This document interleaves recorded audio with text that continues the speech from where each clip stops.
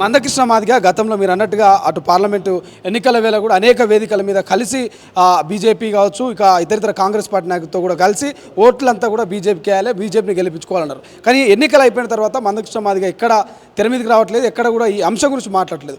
అటువంటి మందకృష్ణ మాదిగకు మీరు సూటిగా ఏం చెప్పాలనుకుంటున్నారు? అదే మౌనం విడమంటున్నాం మేము మందకృష్ణ మాదిగని. ఏంటంటే మీరు పార్లమెంట్లో మాదిగలందరూ కూడా బీజేపీ ఓటేయాలన్నారు, వర్గీకరణ చేసుకుంటామన్నారు, కాంగ్రెస్ పార్టీ సీట్లు కాబట్టి అటే వేయాలన్నారు. మరి ఇవాళ 4 నుంచి 8 సీట్లు వచ్చినాయి, పర్సంటేజ్ చాలా ఎక్కువ పెరిగింది. అది మాదిగల వల్లనే అన్నారు కదా. మరి అటువంటిప్పుడు పార్లమెంట్ సమావేశం జరుగుతున్నప్పుడు మిన్నకుండిపోవడం ఏంటిది? ఖచ్చితంగా కృష్ణ మాదిగ మౌనం విడాలి, బీజేపీతో మాట్లాడాలి, బీజేపీని మొత్తం బీజేపీ బట్టలను ఉడబికాలి, బీజేపీ బండారం బయట పెట్టాలి. 8 సీట్లు గెలుచుకొని కూడా తెలంగాణలో మరి బడ్జెట్లో ఏమి నిధులు కేటాయించలేదు. అట్లానే మన ట్రైబల్ యూనివర్సిటీ గురించి లేదు, మరి కాజీపేట జంక్షన్ గురించి లేదు, అసలు తెలంగాణకు ఏం లేదు. అట్లనే పెద్ద కులాన్ని కూడా విస్మరించారు. ఖచ్చితంగా రానున్న రోజులలో బీజేపీకి తెలంగాణ సమాజం బుద్ధి చెప్తుంది. ఫైనల్గా ప్రధాన ప్రతిపక్ష పార్టీగా బీఆర్ఎస్ పార్టీ ఉంది తెలంగాణలో. బీఆర్ఎస్ పార్టీ నాయకుల్ని ఏమైనా అంశం మీద కలిసే అవకాశం ఉందా? వాళ్ళని కలుపుకొని జంతర్ మంతర్కి వెళ్ళే అవకాశం, అటువంటి ప్రయత్నాలు ఏమైనా చేస్తున్నారు? వాళ్ళకేముంది ఇప్పుడు తెలంగాణలో? వాళ్ళకి ఒక పార్లమెంట్ సభ్యుడు కూడా లేడు కదా. గతంలో ఉన్నప్పుడు పిలిస్తే ధర్నాకు వచ్చారు. ఇప్పుడు వాళ్ళని అడగము, వాళ్ళతో మేము కలిసి పనిచేయలేము. పార్లమెంట్ సభ్యులతో మాట్లాడి కొట్లాడితే బాగుంటుంది తప్పించి బీఆర్ఎస్తో మాకు అటువంటి ఆలోచన లేదు.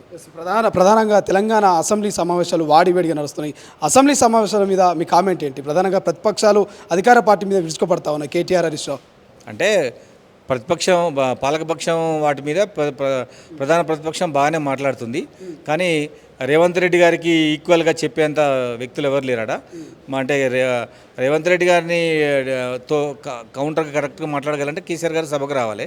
ఆయన కేసీఆర్ అవసరం లేదు, కేటీఆర్, హరీష్ రావు మేము ఇద్దరం ఉన్నాం, మా పార్టీ నాయకులు ఉన్నారు, మేము సమాధానం ఇస్తాం, మా కేసీఆర్ గారు మా రాష్ట్ర అధ్యక్షులు అవసరం లేదనేది కేటీఆర్ గారి మాట. మరి అటువంటిప్పుడు ప్రతిపక్ష నాయకుడు ఇద్దరిని చేస్తే అయిపోద్ది కదా. కేసీఆర్ ఎందుకు మరి సాధారణ సభ్యుడిగా ఉంటే సరిపోద్ది.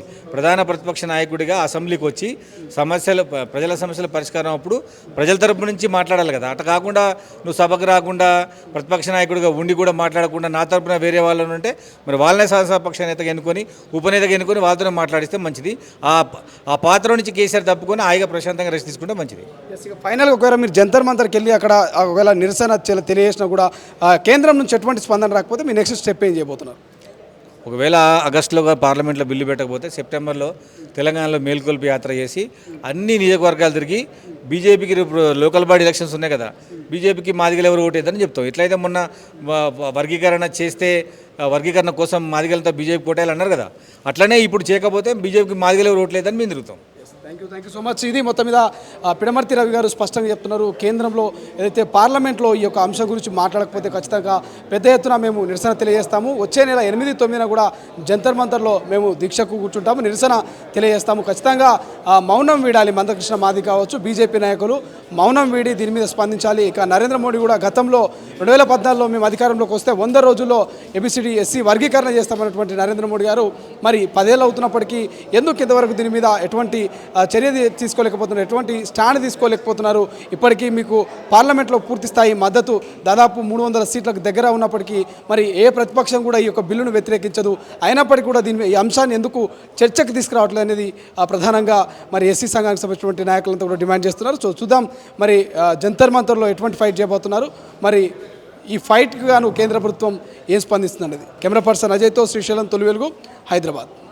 అసలైన తొలి వెలుగు. Follow WhatsApp @తొలి వెలుగు official.